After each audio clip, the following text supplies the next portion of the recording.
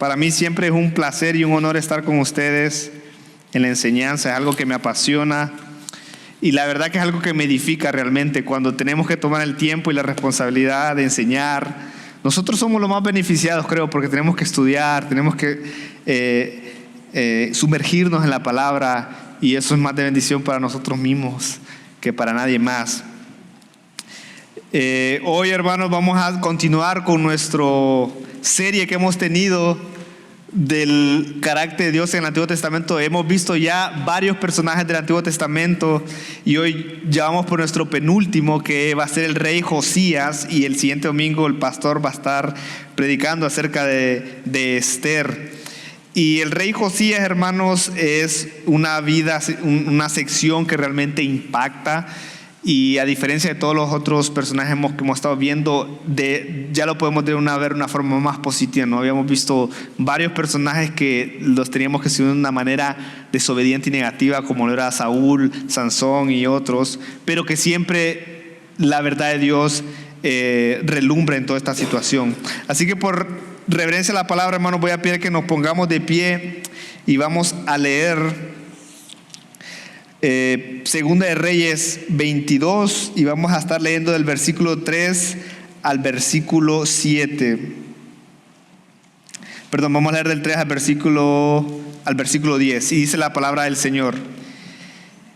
Y en el año 18 del rey Josías, el rey envió al escriba Safán, hijo de Azalía de Mesulam, a la casa del Señor, diciendo: Ve al sumo sacerdote Hilcías para que cuente el dinero traído a la casa del Señor que los guardianes del umbral han recogido del pueblo, y que lo pongan en mano de los obreros encargados de supervisar la casa del Señor, y que ellos lo den a los obreros que están asignados en la casa del Señor para reparar los daños de la casa, a los carpinteros, a los constructores y a los albañiles, y para comprar maderas y piedras de cantería para reparar la casa. Pero no se les pedirá cuenta del dinero entregado en sus manos, porque obran con fidelidad. El versículo 8. Entonces el sumo sacerdote Hilcías dijo al escriba Safán: He hallado el libro de la ley de la casa del Señor. E Hilcías dio el libro a Safán, y éste lo leyó. Y el escriba Safán vino al rey y trajo palabra al rey, diciendo: Sus siervos han tomado el dinero que se ha hallado en la casa y lo han puesto en mano de los obreros encargados de supervisar la casa del Señor. El escriba Safán informó también al rey: El sacerdote Hilcías me ha dado un libro. Y Safán lo leyó en la presencia del rey. Oremos, hermanos. Padre nuestro que está en los cielos, Señor, santificado sea tu nombre, Señor. Gracias por este domingo que nos regalas más, Señor, de venir a tu palabra, Señor, de poder escudriñarla, Señor, y de poder aprender de ella, Señor. Así como cantábamos en la última canción, Señor, muéstrate, Señor, muestra a Cristo a través de ella, Señor. Déjanos ver tu gloria a través de tu verdad, Señor, y que todo lo que aquí vaya a decir, Señor, sea para tu honra y para tu gloria, y nos puede edificar, Señor, para ir y predicar, Señor, a todo nuestro entorno, Señor, acerca de Cristo y el Evangelio, Señor. En Cristo Jesús, Señor nuestro, lo dejamos todo. Amén. Pueden tomar asiento, hermanos. Bueno, vamos a comenzar, hermanos, y para iniciarles tenemos que dar un poco de contexto en la situación en la que está pasando. Si recuerdan, el domingo pasado el pastor estuvo predicando acerca de Elías, y el pastor explicó que el reino de Israel de 12 tribus se había dividido, ¿verdad? A consecuencia de pecados de David, a consecuencia de pecados de Salomón, el reino se divide, y quedan 10 tribus en el norte y 2 tribus en el sur. La tribu de Judá y la tribu de Benjamín formaban lo que era Judá. Entonces habían dos reinos que el Señor mandaba continuamente profetas a que se arrepintiesen. En el domingo pasado, Elías era uno de los enviados a Israel. Le llamaban el reino de Israel a las 10 tribus del norte y el reino de Judá a las 2 tribus del sur. Es en este contexto, hermanos, que todo se desarrolla. Si ustedes leen todo el libro de la Primera de Reyes, ustedes van a encontrar que continuamente las 10 tribus del norte van a pecar contra Dios. Rey tras rey va a pecar contra Dios. Y cuando yo digo pecar contra Dios, me refiero a que van a buscar otros dioses que no es Jehová, otros dioses, y no van a obedecer la palabra. Ahora, el reino de Judá, en un sentido logra permanecer un poco más pegado a la ley del Señor, pero eventualmente llegan reyes malos que también idolatran otros dioses y finalmente caen en tiniebla, en oscuridad total. El contexto en que estamos aquí, hermanos, ya Josías ya es uno de los últimos reyes de Judá, perdón. Él ya va a ser prácticamente el penúltimo rey, porque después de él su hijo va a ser apresado por Babilonia y por los reinos que vienen sobre Israel como juicio por la desobediencia de ellos. Entonces Josías fue uno de los últimos reyes de Judá y reinó aproximadamente del 640 al 609 antes de Cristo. Si ustedes leen el versículo 1 conmigo, el 22 dice: Josías tenía 8 años cuando comenzó a reinar. Era un niño. ¿Por qué? Porque mataron a su padre Amón. No solo eso, hermanos, su abuelo Manasés fue uno de los peores reyes que tuvo Judá, ya que hizo grandes barbaridades, aunque al final muestra arrepentimiento. El daño y las consecuencias de su pecado es algo que persiste en la vida de Israel, de Judá y de sus siguientes reyes. Entonces, cuando llega Manasés, se llamaba el abuelo de Josías, hace desastres, sigue otros dioses, malguía a Judá, no lo sabe, no apunta al Señor, sino que los hace pecar. Y entonces viene el papá, que es Amón, y el papá de Josías es asesinado, y entonces él queda en el poder con tan solo 8 años. Pero lo que más llama la atención, hermanos, a pesar de que es un niño, es que el Señor incluso ahí lo mantiene fiel. Dice el versículo 2, hizo lo recto ante los ojos del Señor y anduvo en todo el camino de su padre David. Y esta es una frase, hermano, que se repite. Hay 2 frases que repiten en el libro de los Reyes: hizo lo malo ante los ojos del Señor, o hizo lo bueno ante los ojos del Señor. Y eso nos da a entender, hermanos, que solo hay 2 caminos realmente: o hacemos lo bueno o hacemos lo malo. No hay un intermedio, no hay hago lo más o menos ahí, lo bueno, pero lo malo también a veces, ¿no? O hace lo bueno o hace lo malo, hermano. Pero también esta frase, normalmente cuando es referida a los reyes de Israel, las 10 tribus del norte, siempre van a hacer lo malo ante los ojos del Señor. Ahora, cuando dice lo bueno ante los ojos del Señor, como su padre David, se refiere precisamente no a que David es su padre, sino que es su padre de la línea, del linaje de David, porque David es considerado el rey más grande de Israel, y también es el rey al que Dios le prometió que de su linaje iba a venir el Salvador, el Mesías. Pero bueno, ya más o menos teniendo un contexto ustedes, tenemos que entender que entonces Judá está sometida en los tiempos de Josías, está sometida a una oscuridad absoluta y total. Están lejos de la palabra de Dios, lejos de cumplir lo que Dios quiere que hagan, lejos de ser lo que Dios quería que fueran. Judá se había alejado de Dios, había altares paganos, cultos a Baal, prácticas ocultistas e incluso sacrificio de niños, que era totalmente una abominación para Dios. Josías hizo lo bueno ante los ojos y él comenzó a eliminar la idolatría y restauró el templo de Jerusalén. Entonces vamos a ir a nuestro primer punto, hermanos. Y nuestro primer punto del sermón hoy lo he decidido titular: busca al Dios verdadero, escucha su palabra y arrepiéntete de todo corazón.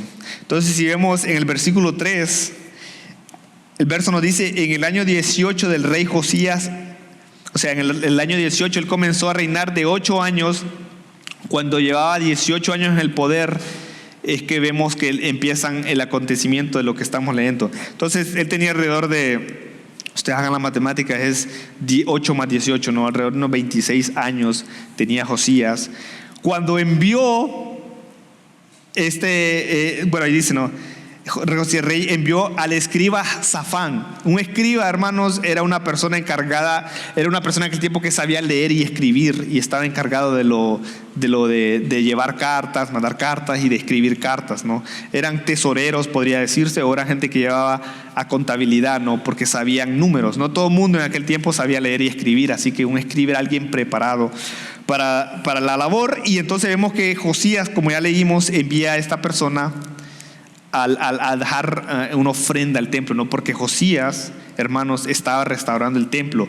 El templo estaba en mal estado. ¿Por qué? Porque ellos, alejarse de Dios, a raíz de alejarse de la palabra de Dios, el templo estaba descuidado. El lugar donde estaba la presencia, o se suponía que tenía que estar la presencia de Dios, que el rey Salomón había construido, estaba totalmente descuidado. Habían todo tipo de ídolos, estatuas y dioses dentro del mismo templo, que ya no era ni siquiera el templo de Jehová, ¿no? Si ustedes van y leen los primeros capítulos de Reyes, cuando Salomón construye el templo, se supone que es un lugar dedicado únicamente y genuinamente a Jehová, el Dios de Israel, y que todo el mundo estaba invitado a venir y conocer a ese Dios en ese templo. Pero ahora, en el tiempo de Josías, estaban tan alejados de la palabra de Dios que habían roto el primer mandamiento como si fuera nada, ¿no? No estaban amando a Dios con toda su mente y con todo su corazón, y estaban haciendo imágenes de otros dioses y de otros dioses dentro del templo mismo de Dios, ¿no? Pero ¿qué sucede? Sucede, si ustedes ven en el versículo 8, que el profeta Hilcías dijo al escriba Safán: he encontrado el libro de la ley en la casa del Señor.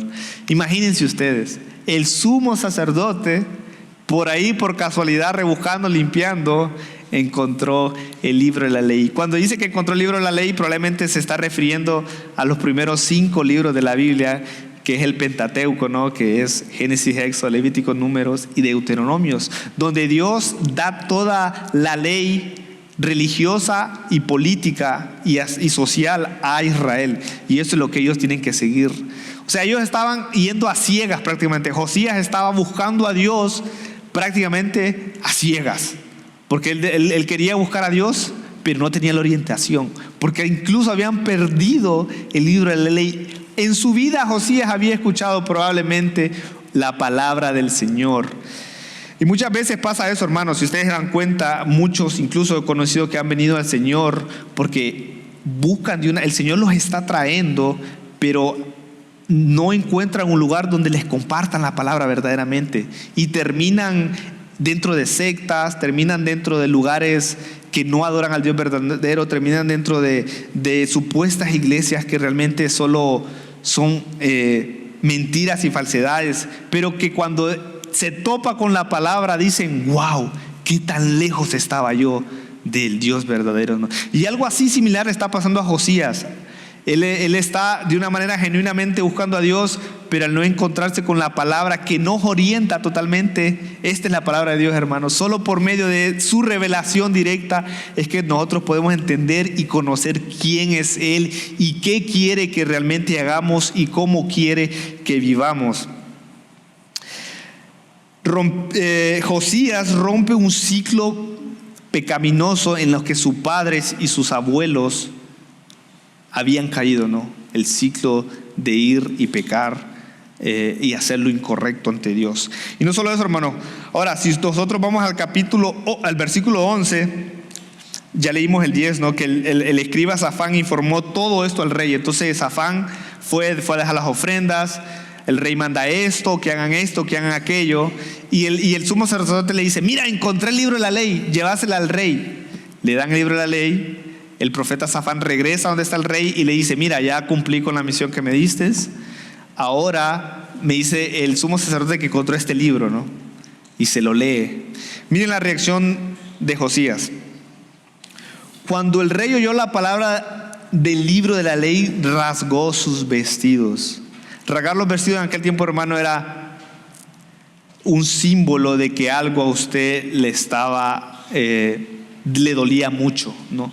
Por ejemplo, a veces vemos en ocasiones en la Biblia que dice que le avisaron que algún amigo, algún conocido murió, entonces ellos rasgaban, literalmente sus vestidos los rasgaban como señal de dolor, señal de que algo traumante estaba pasando, ¿no? O sea, Josías, al leer el libro de la ley o al escuchar del escriba Safán, probablemente él se topó con todo lo que el Señor estaba mandándoles que hicieran, y ellos estaban lejísimos de hacer eso. Y no solo eso, sino que en el libro de Deuteronomio, en el capítulo 28, vemos que hay bendiciones y maldiciones para Israel, en qué pasa si ellos obedecían la ley y qué pasa si ellos no obedecían la ley. Y claramente ellos no estaban obedeciendo la ley.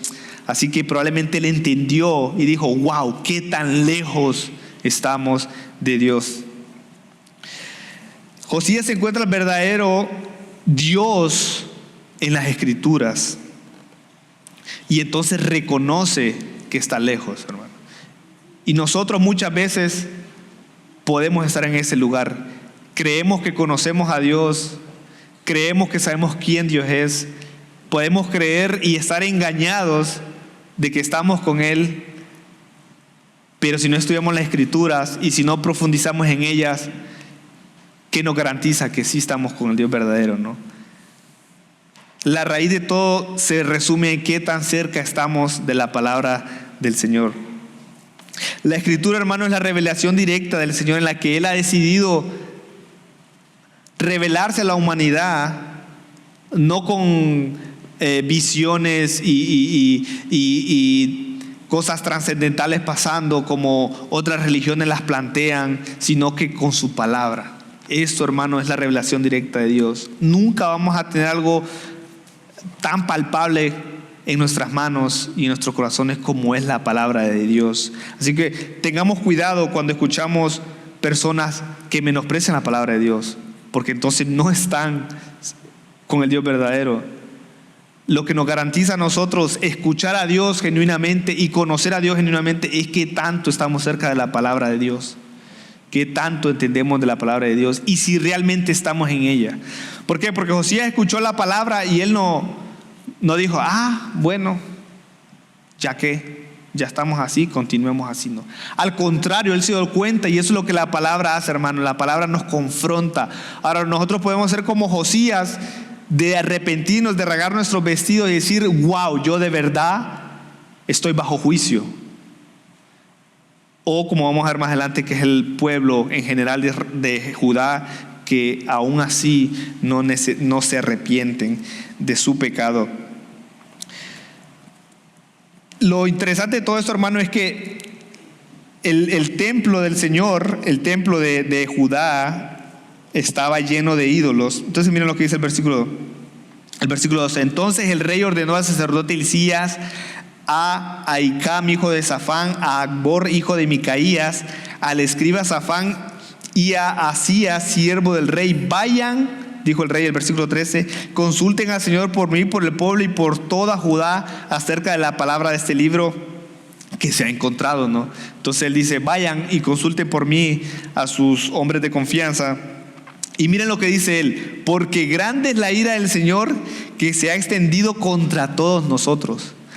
Josías entiende que ellos están bajo maldición si lo que el libro de la ley dice y si él realmente reconoce que esta es la palabra del Señor.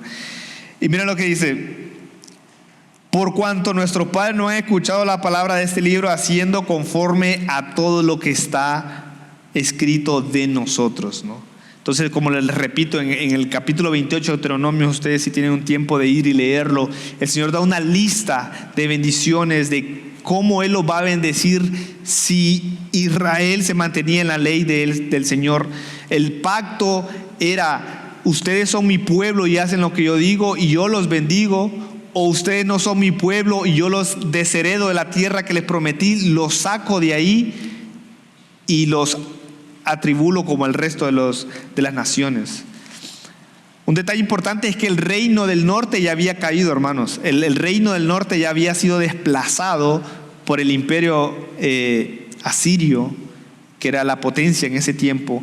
Ya como tal, las 10 tribus del norte habían sido expulsadas de la tierra que el Señor les había dado, a raíz de que todos sus reyes y todos sus pobladores se habían alejado de Dios, como lo vimos en el domingo pasado con los reyes de Israel, que todos estaban alejados de Dios. Por lo tanto, le vinieron las tribus, el juicio de Dios vino sobre ellos, que era la expulsión de la tierra prometida.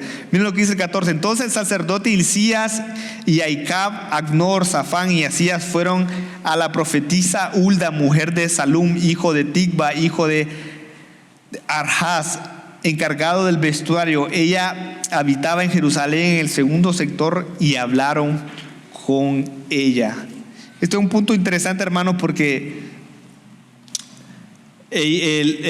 cuando Josías, el rey Josías, manda a consultar a Dios, ellos no van donde un profeta, o ellos no van donde un sacerdote que esté cerca de Dios, ¿no? Porque no había nadie cerca de Dios realmente, sino que van ante una profetisa que es una mujer. Y esto muchas veces, hermanos, es señalado como juicio también. Cuando en un sentido Dios da a una mujer gobernante en aquellos tiempos, era porque estaba dando juicio sobre aquella nación, porque estaban tan alejados de Dios, pero tan alejados de Dios que Dios tuvo que utilizar esta mujer para entonces ella profetizar de las cuestiones que estaban dando. Esto es una evidencia más de que Judá está sumida en oscuridad absoluta, lejos de la palabra de Dios, lejos de hacer la voluntad de Dios. El versículo 15, y ella les dijo: así dice el Señor Dios de Israel. Dice: diga al hombre que los ha enviado a mí, así dice el Señor, voy a traer mal sobre este lugar y sobre sus habitantes según todas las palabras del libro que se ha leído el rey de Judá. Por cuanto me han abandonado y han quemado incienso a otros dioses para provocarme a ira con toda la obra de sus manos, por tanto mi ira arde contra este lugar y no se apagará.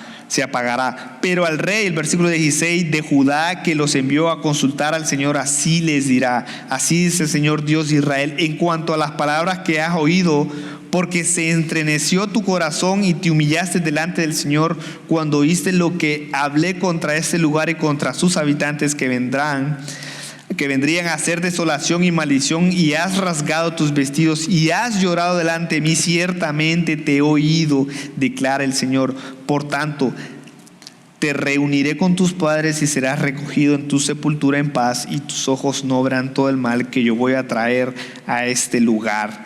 Y llevaron la respuesta a Judá. Entonces vemos que del versículo 14 al 20 vemos cómo Dios es justo contra el rebelde, pero también misericordioso con el que se humilla. ¿Por qué? Porque vemos que Josías, pareciera que Josías es la única persona que se humilla cuando se lee el libro de la ley. Pareciera que él es el que de verdad le duele qué tan lejos están.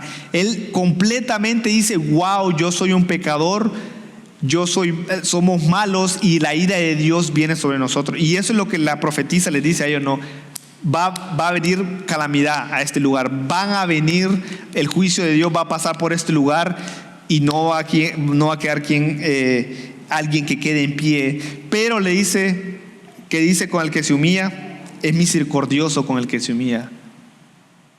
Dios le promete a Josías que todo lo que iba a pasar, el mal que iba a pasar, y el mal es inevitable precisamente porque no todo el pueblo se arrepintió. Pero enfocándonos en la persona de Josías, vemos que Dios es misericordioso con el que se humilla. Él tiene misericordia y gracia con aquellos que admiten que son pecadores, y con aquellos que dicen: estoy lejos de Dios, la palabra a mí me dice que viene un juicio, necesito de Dios, estoy bajo juicio, y nos arrepentimos, ¿no? Y entonces Dios muestra misericordia. Pero contra aquellos que no muestran nada, como el resto de Judá, el juicio viene, la calamidad viene, lo que Dios ha prometido viene, y Él es fiel a su palabra. Así que lo que podemos ver en este punto, hermano, es que, como decía al principio, o hacemos lo correcto delante de Dios o hacemos lo incorrecto delante de Dios. O nos humillamos como Josías se humilla y Dios tiene misericordia de él, ¿O somos como el resto del pueblo, que nos mantenemos en un término ahí, frío, no es claro, con dioses, con otros ídolos, adorando otros ídolos? Y el problema principal de todo esto, hermanos, se debe a que Josías realmente, ahorita vamos a entrar a una sección en el capítulo 23 de que Josías va a llevar una sección de reformas, o sea, literalmente va a hacer reformas a todo Israel debido a su arrepentimiento genuino y el ministerio que el Señor le ha entregado a él como rey. Él va a actuar para apuntar a toda Judá a Dios. Pero el problema de eso, lo malo podría decirse, o lo que Josías no podía hacer, era cambiar el corazón de su pueblo. Josías no podía él cambiar el corazón de Israel. Y es lo que vamos a ver en el segundo punto, que hay que arrepentirnos y actuar. Entonces vamos a leer el versículo del 23, 1 al 3. Y dice: entonces el rey mandó reunir con él a todos los ancianos de Judá y Jerusalén. Y el rey subió a la casa del Señor, y con él todos los hombres de Judá, todos los habitantes de Jerusalén, todos sacerdotes, todos los profetas y todo el pueblo, desde el menor hasta el mayor. Y leyó en su presencia todas las palabras del libro del pacto que había sido hallada en la casa del Señor. Y eso es lo que pasa, ¿no? Con un corazón arrepentido y con un corazón humillado, que comparte la palabra, que no se la queda, que va y lo dice y confronta. Dice el versículo 3: después el rey se puso en pie junto a la columna e hizo pacto delante del Señor de andar en pos del Señor y de guardar sus mandamientos y sus testimonios y sus estatutos con todo su corazón y con toda su alma, para cumplir la palabra de este pacto escrito en el libro. Y todo el pueblo confirmó el pacto. Y ese es el punto, hermano. El verdadero arrepentimiento trae compromiso. ¿Cómo sabemos que Josías se arrepintió genuinamente? Que no solo fue ahí el cuento que él hizo de rasgarse el vestido para aparentar arrepentimiento, que no fue algo del momento, sino que vemos que él recibe la palabra de Dios. Él entiende que viene juicio porque está lejos de Dios, y entonces va y consulta, y el Señor le dice: mira, aquí viene juicio, pero porque tú te has humillado, a ti no te caerá el juicio, ¿no? Y no solo se queda ahí.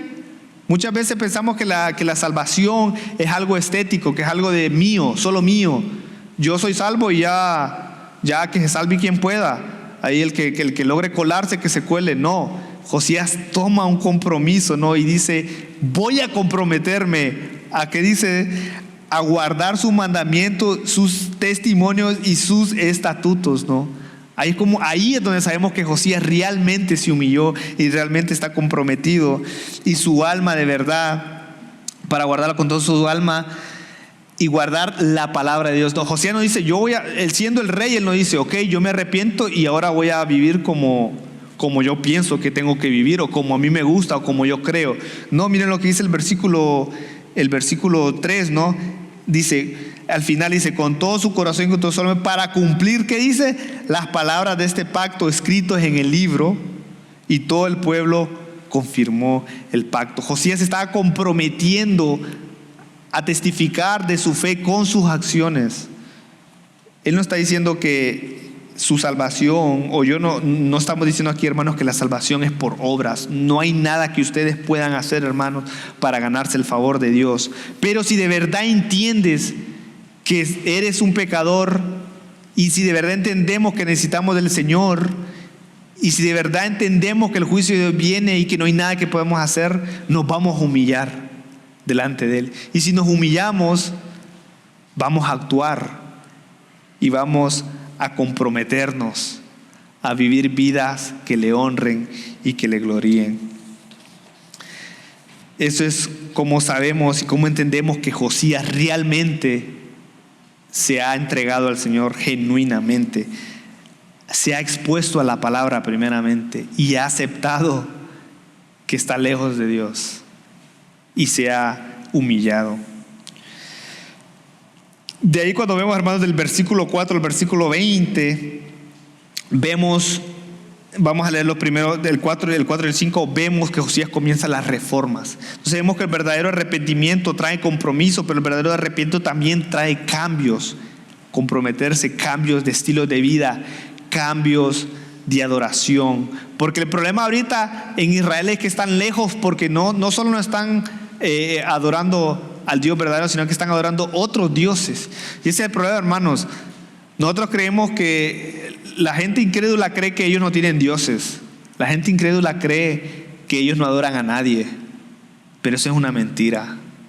Ellos se adoran a ellos mismos. Su propio Dios a veces es uno mismo. Si tú no adoras a Dios, si tú no te comprometes a adorar a Dios, y si tú no estás en Cristo para adorar a Dios, no quiere decir que tú no tienes un Dios. Quiere decir que tu Dios es otra cosa, pero no es el Dios verdadero.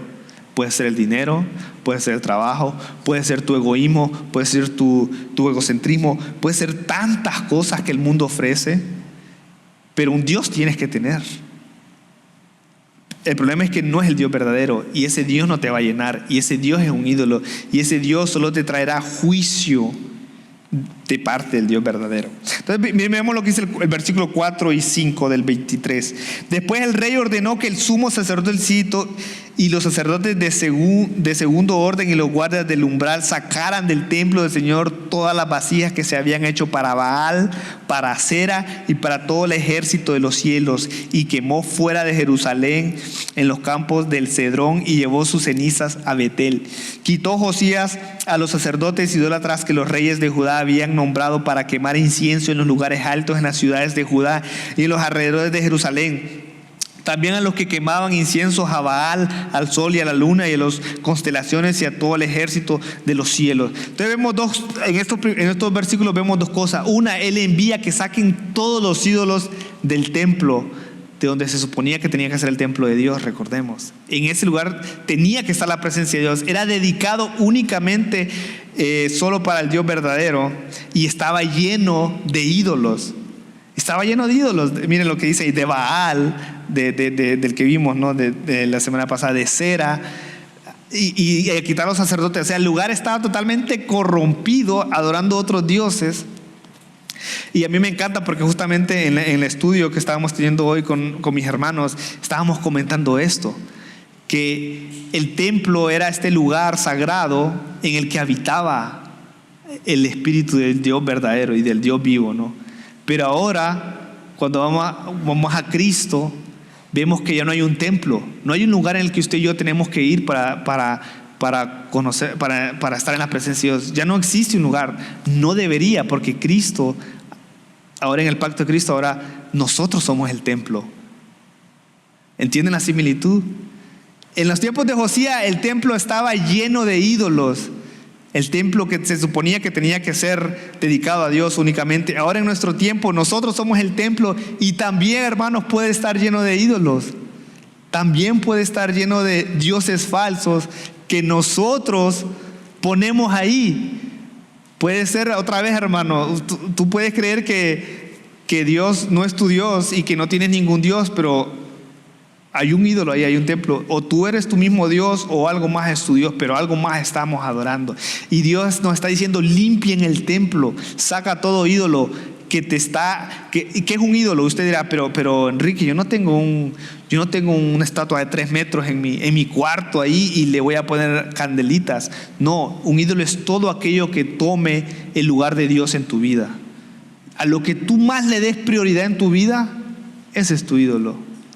Como les digo, pueden ser cosas buenas, puede ser un trabajo, puede ser un familiar, una persona incluso, en que lo idolatremos y le demos más tiempo y más prioridad en vez del lugar a Dios. Puede ser un vicio, puede ser un pecado, puede ser cualquier cosa que no sea Dios, que nosotros nos prestemos a nuestras vidas a idolatrarlos, a adorarles, a vivir para ellos, con el propósito para ellos.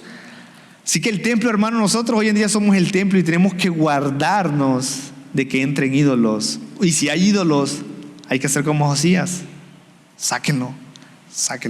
Me llama la atención que también dice que quita a los sacerdotes, lógicamente, ¿no?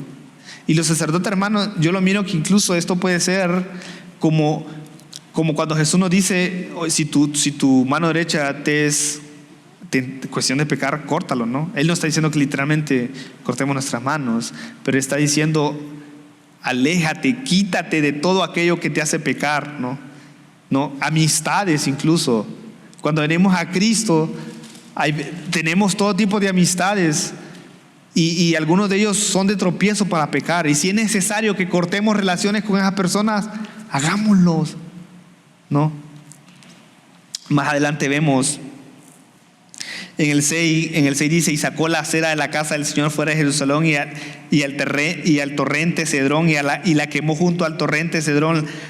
La redujo a polvo y arrojó el polvo sobre los sepulcros de los hijos del pueblo. También derribó la casa de los dedicados a la prostitución que estaban en la casa del Señor, donde las mujeres tendían pabellones para la acera. Entonces Josías trajo, el versículo 8, entonces Josías trajo a todos los sacerdotes de la ciudad de Judá y profanó los lugares altos donde los sacerdotes habían quemado incienso, desde Jeba hasta Beerseba, y derribó los lugares altos de los puestos que estaban a la entrada de la puerta del Josué, gobernador de la ciudad, a la izquierda de la puerta de la ciudad. Entonces, cuando ustedes ven que dicen de los lugares altos, Josías no solo se limitó a quitar los ídolos en el templo, sino que también fue y quitó los ídolos de la ciudad. O sea, Judá estaba tan sumida en idolatría, en oscuridad, que no solo adoraban otros dioses y otros ídolos en el templo, pero también habían hecho altares. Ellos decían lugares altos, eran como cerros, ¿no? Son lugares altos literalmente, y ahí hacían sus ídolos para hacer sacrificios, porque de alguna forma creían que estaban más cerca de las estrellas y de todo lo que tenga que ver con las cosas del zodiaco y todos estos tipos de supersticiones. Y entonces Josías no se limita a solo limpiar el templo, sino que también va y limpia la ciudad. Y no solo eso, también dice que va y va incluso a Samaria, que ya era el reino recuerdan, él es rey de Judá y Benjamín, ¿no? de la tribu del sur, pero él va incluso a Samaria y limpia también Samaria. Y lo que está haciendo Josías, hermanos, y vamos a ver esto también en el versículo 8 dice, entonces trajo a los sacerdotes de la ciudad, ya lo leímos. El 9 dice: sin embargo, los sacerdotes de los lugares altos no podían subir al altar del Señor en Jerusalén, sino que comían panes sin levadura entre sus hermanos. Entonces Josías no dejó que estos sacerdotes que se habían corrompido adorando a estos dioses fueran ahora y subieran a Jerusalén para adorar a Dios. También el versículo 10 es muy importante, hermanos, para mí, porque siento que esto es algo que incluso aplica hoy en día y es tan claro y tan palpable. Dice: también profanó al Tofet que está en el valle de Ben-Hinnom, para que nadie hiciera pasar por fuego a su hijo o a su hija para honrar a Moloc. Y esto lo estaba comentando yo con mi esposa, que me llamaba mucho la atención, hermanos, porque yo estuve buscando quién era Moloc y por qué estas personas llegaban a ese punto, este acto demoníaco, ¿no? De sacrificar bebés a demonios a través de fuego, ¿no? Los quemaban literalmente, los cocinaban. Y realmente las personas lo hacían para obtener un beneficio. O sea, en su creencia, en su satanismo, en su superstición, ellos pensaban que iban a obtener cosas buenas y les iba a ver bien en la vida si quemaban a su hijo, ¿no? Eso es egoísmo puro, ¿no? Eso es egoísmo puro en su máxima expresión. Yo entrego a este bebé para que me vaya bien a mí, ¿no? Y eso es lo que pasa también hoy en día, ¿no? Hoy en día con todos estos movimientos del aborto y de la pro-choice, como le dicen, eso es lo que promueven. No, es tu cuerpo, eres tú el que decide. Es lo mejor para ti. El bebé no importa, tú hazlo. Y es egoísmo puro, ¿no? Es egoísmo, hermanos, que incluso aunque no hagamos algo tan atroz como un aborto, podemos entrar en ciclos similares en los que solo nos preocupamos por nosotros. Yo voy a sacrificar esto con tal de que me vaya mejor a mí, ¿no? Yo voy a sacrificar mi vida espiritual, yo voy a sacrificar mi familia de orientarla a la iglesia, yo voy a sacrificar mis amigos de apuntarles a Cristo, con tal de que a mí me acepte la sociedad, con tal que a mí me vaya bien, con tal de que consiga el trabajo que quiero. Podemos ser muy iguales, hermanos. El peor Dios que podemos ver hoy en día de todos estos ídolos es el egoísmo, es el yo, ¿no? Como ese es el Dios más común que vamos a ver, yo. A mí nadie me manda, yo hago lo que yo quiera, como yo quiera, donde yo quiera, ¿no? A mí nadie me dice qué hacer, cómo vivir, y ese es el yo, el ídolo del yo, que es todo lo contrario, incluso, hermanos, a lo que hace Cristo, ¿no? A lo que hizo Dios. Si bien estas personas entregaban sus hijos para que les vaya bien a ellos, Dios, siendo justo, entrega a su hijo para que nos vaya bien a nosotros, ¿no? Y es donde vemos que el mundo hace todas las cosas al revés, mientras que Dios hace todo perfecto. Y Cristo dice: yo entrego mi cuerpo por ti. Y no es el yo, Él no dice yo. Él ya estaba en lo más alto, Él ya es Rey de reyes y Señor de señores desde antes. Pero estando aún así, Él dijo: yo me entrego por ti. Y no hay egoísmo, ¿no? El evangelio, hermanos, es realmente el mayor acto de amor, donde no hay nada de egoísmo. Y nosotros tenemos la oportunidad de venir a los pies de Cristo, rendirnos y humillarnos como Josías, reconocer que somos pecadores, y Él es tan misericordioso que nos perdona. Cristo se entregó de una manera no egoísta, de una manera forzada, de una manera perfecta. No solo eso, hermano, miren lo que dice el versículo 23:11. A la entrada de la casa del Señor, junto a la cámara de Natán Melec, el oficial que estaba en la dependencia, quitó los caballos de los reyes de Judá que habían dedicado al sol y prendió fuego a los carros del sol. Eso es interesante, hermano, porque parece que incluso están adorando el sol. O sea, ya Judá estaban adorando literalmente todo lo que veían, el sol, la luna. Y es muy interesante porque parece que estos carros del sol se referían a los dioses egipcios, ¿no? De Ra, ¿no? El dios del sol. O sea, Judá estaba nuevamente en esclavitud, como en Egipto, ¿no? Adorando de lo que Dios los había sacado. Ahí querían volver, ¿no? Y es lo que mirábamos una y otra vez. Si ustedes leen el libro de Éxodo y de Números, que ellos una y otra vez: ¿para qué nos sacaron de Egipto? ¿Para qué nos sacaron de Egipto? ¿No? Y el Señor, viendo que el Señor una y otra vez está proveyendo, ellos seguían insistiendo, y eso es porque sus corazones no habían sido transformados. Pero es lo que vamos a ver, hermanos. Entonces miramos del versículo 13 que había un profeta.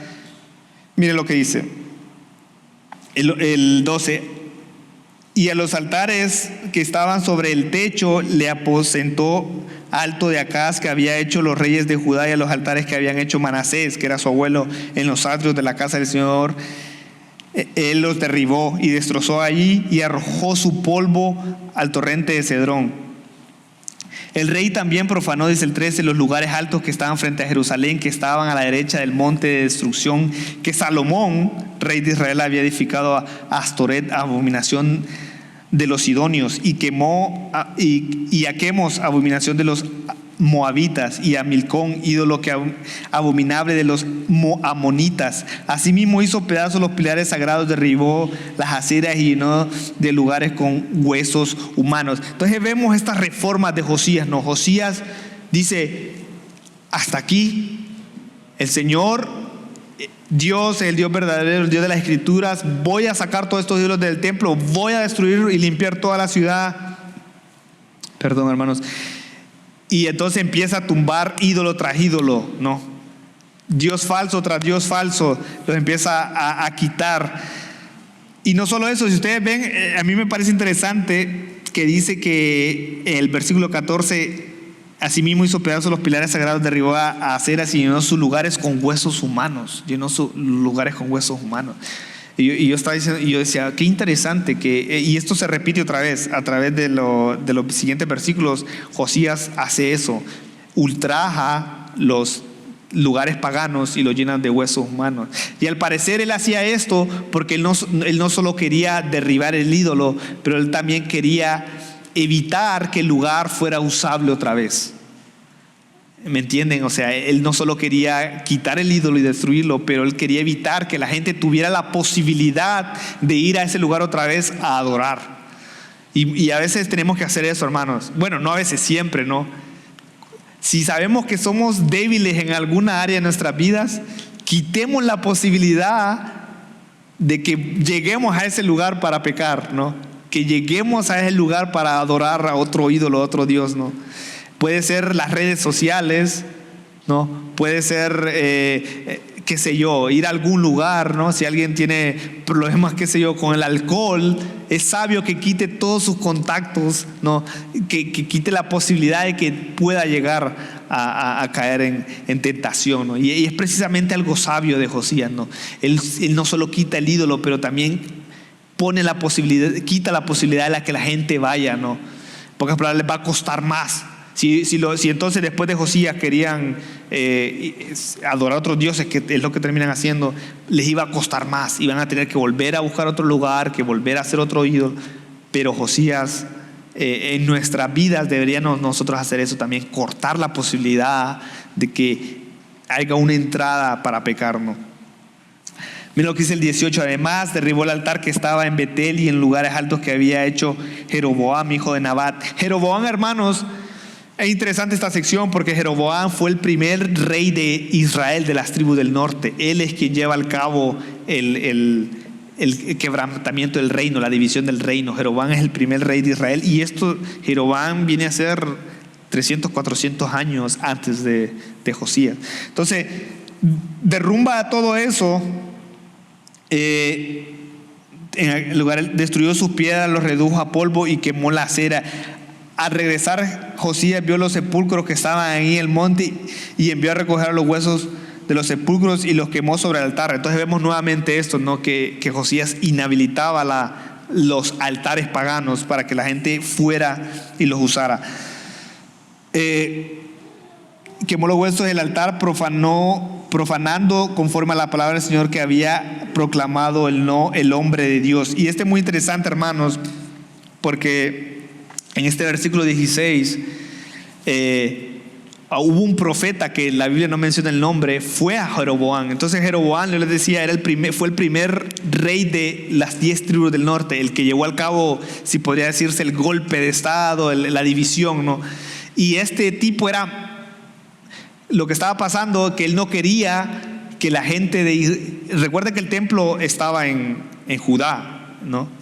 Estaba en Jerusalén. Entonces, si la gente del norte quería ir a adorar a Dios, tenía que ir al sur, al reino de Judá. Pero entonces el tipo, como no quería que la gente se fuera a Judá y quería mantener el reino, él hizo su propio templo en Samaria, hizo sus propios dioses en Samaria, para que entonces la gente no fuera a adorar a Jerusalén, sino que se quedara en Samaria adorando un falso Dios, lógicamente, ¿no? Adorando ídolos.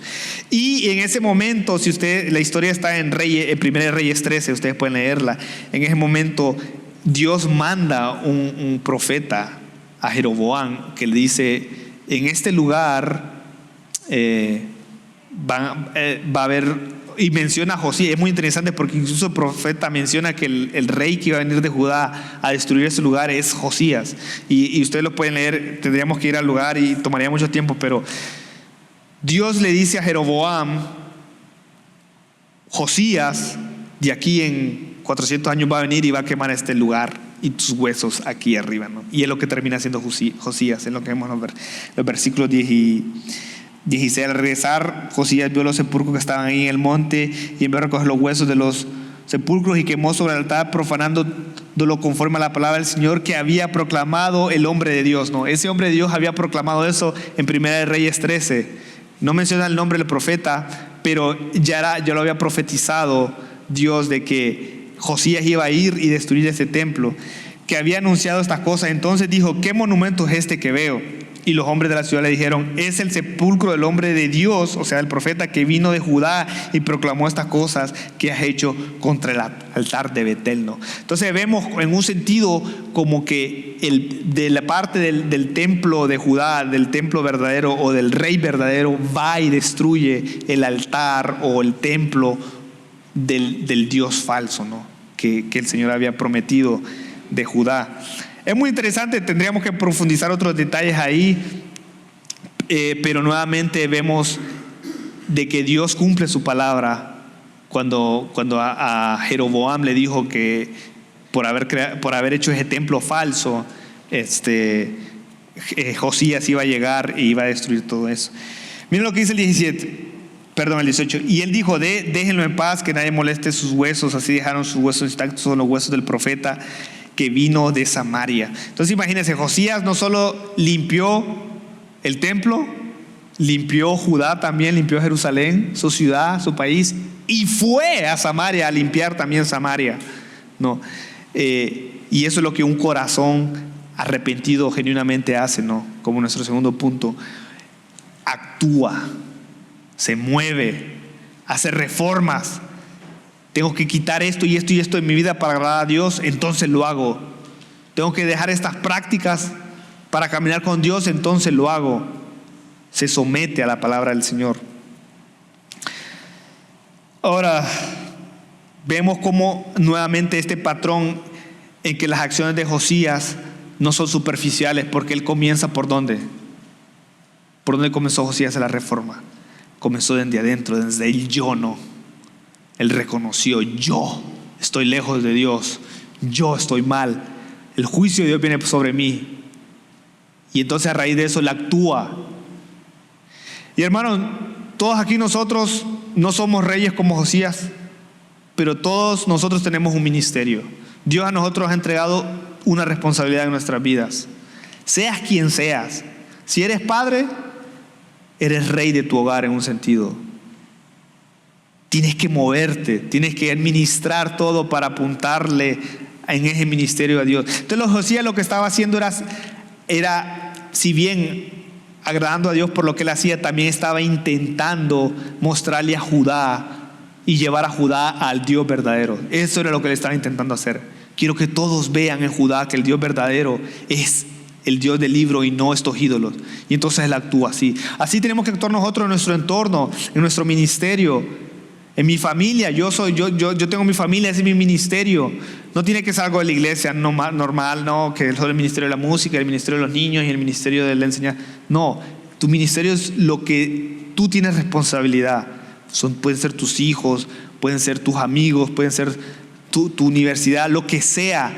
Decir: voy a agarrar este ministerio y lo voy a utilizar para apuntar a Cristo, y ahí lo voy a intentar llevarlos a Cristo, ¿no? A los solteros incluso el ministerio puede ser ellos mismos. Cuídense ustedes mismos, ¿no? De andar en piedad, en santificación. Todos tenemos un ministerio como Josías, hermanos. Todos tenemos que llevar a cabo reformas en nuestro ministerio. Entonces, para ir terminando, hermanos, vamos a ir a nuestro punto 3, que es: sé fiel en el ministerio que el Señor te ha dado. Y vemos que el versículo 21 al 23, Josías celebra la Pascua. La Pascua, hermanos, si ustedes recuerdan, era la fiesta más importante de Israel.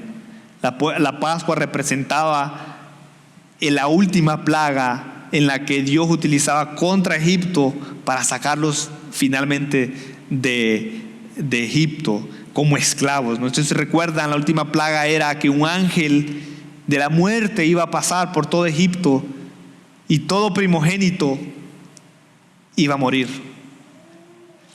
Pero la Pascua era el cordero, ¿no? El cordero que tenía que ser inmolado y su sangre tenía que ser rociada en el marco de la puerta, ¿no? Que es lo que hicieron el pueblo de Israel. Y entonces cuando pasara el ángel de la muerte y mirara en la puerta la sangre del cordero, iba a pasar de lejos, ¿no? El juicio no iba a caer en esa casa, el primogénito no iba a morir, ¿no? Entonces la Pascua en su máxima claridad representa y es la cruz de Cristo, ¿no?